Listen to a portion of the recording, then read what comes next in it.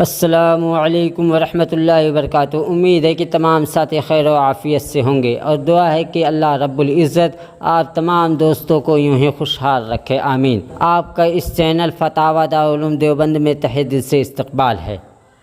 دوستو، مونچھوں کو کاٹنے کا مسنون طریقہ کیا ہے؟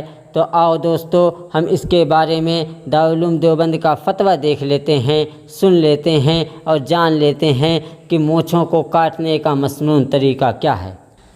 سوال: مونچھوں کو کاٹنے کا مسنون طریقہ کیا ہے؟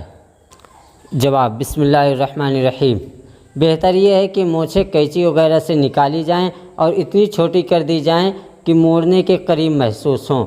احادیث میں مونچھیں نکالنے کے بارے میں جو الفاظ استعمال ہوئے ہیں ان سے قینچی وغیرہ سے کاٹنا ہی مفہوم ہوتا ہے۔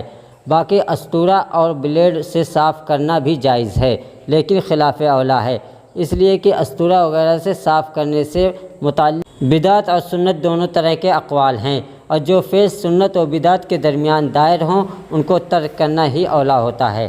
واللہ اعلم۔ دعوی افتادہ علوم دیوبند۔